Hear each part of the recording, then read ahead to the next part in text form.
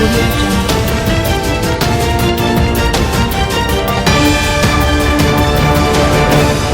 आपका एनजीओ है और काम करने के लिए डोनेशन चाहिए, लेकिन 1280G सर्टिफिकेट नहीं होने की वजह से डोनेशन नहीं मिल पा रहा है? तो आप RTI SK एजेंसी से संपर्क करें। RTI SK एजेंसी से संपर्क करके 1280G सर्टिफिकेट बनवा सकते हैं। उठाए फ़ोन और लगाएं कॉल 9769025411। संजय सिंह ने की मोदी की धुलाई, चलिए देखते हैं वीडियो। कल ईडी ने कई टीवी चैनल्स के ऊपर एक ब्रेकिंग न्यूज चलवाई और वो, जैसा कि हम सारे लोग जानते हैं कि मोदी सरकार के द्वारा प्रायोजित, पीएमओ के द्वारा प्रायोजित ब्रेकिंग न्यूज टीवी चैनल्स को दी जाती है और चलवाई जाती है। प्रधानमंत्री नरेंद्र मोदी जी ने ईडी को पूरे देश के सामने मजाक बना दिया है। अब ईडी का कहीं छापा पड़ता है तो लोग भेड़िया आया वाली कहानी याद करते हैं। लोग ये मानते हैं कि अगर ईडी का छापा पड़ा है, सीबीआई का छापा पड़ा है, तो इसका मतलब कहीं ना कहीं किसी राजनीतिक विरोधी को दबाने की कोशिश भारतीय जनता पार्टी की ओर से होगी। और ये कोई बात मैं हवा में नहीं कह रहा हूं, किसी गुस्से में भी नहीं कह रहा हूं, बल्कि प्रमाण सहित ये बात कह रहा हूं। मैंने 2014 से लेके 2023 तक के आंकड़े आप लोगों के सामने रखे थे कि किस तरह से, चाहे वो हेमंत विश्व शर्मा हो, शुभेंदु अधिकारी हो, मुकुल राय हो, येदुरप्पा हो,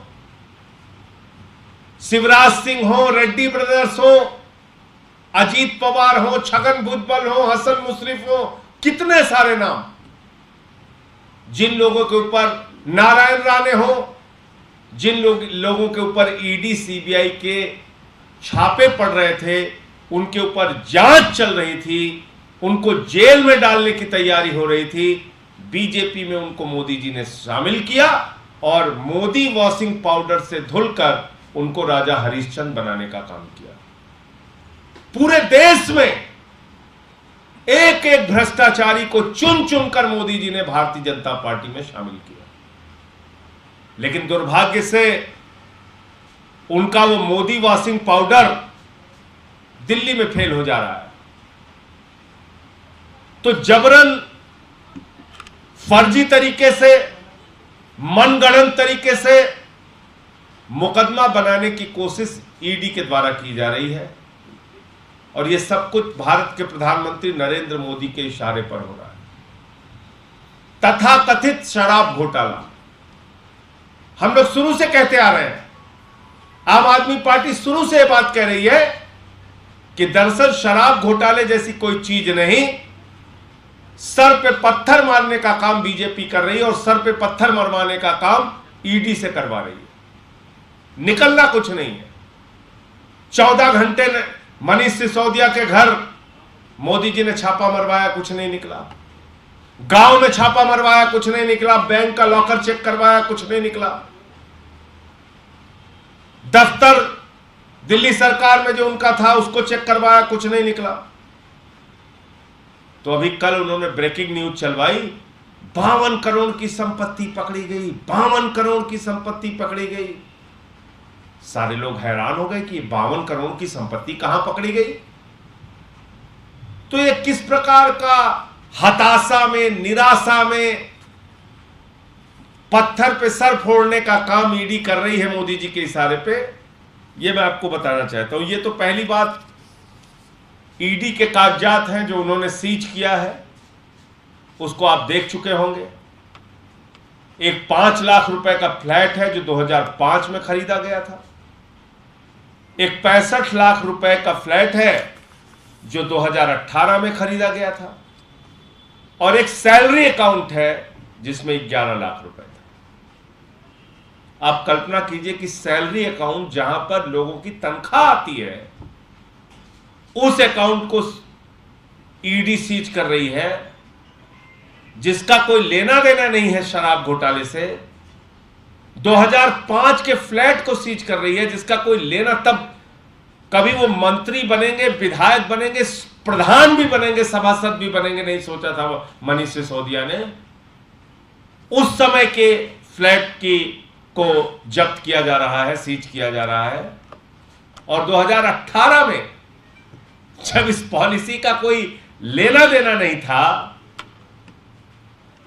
दोबारा 2020 में सरकार बनी, सरकार ही नहीं बनी थी, उस वक्त 65 लाख रुपए में यह फ्लैट अपने जीवन भर की गाढ़ी कमाई से, जो उन्होंने एक पत्रकार के रूप में मनीष सिसोदिया जी ने और विधायक मंत्री के रूप में जो उन्होंने जिंदगी की गाढ़ी कमाई का पैसा अपने पास इकट्ठा किया हुआ था, उससे 5 लाख रुपए का फ्लैट, 65 लाख रुपए का फ्लैट और 11 लाख रुपए बैंक अकाउंट पे, ये कुल संपत्ति है 81 लाख रुपए की।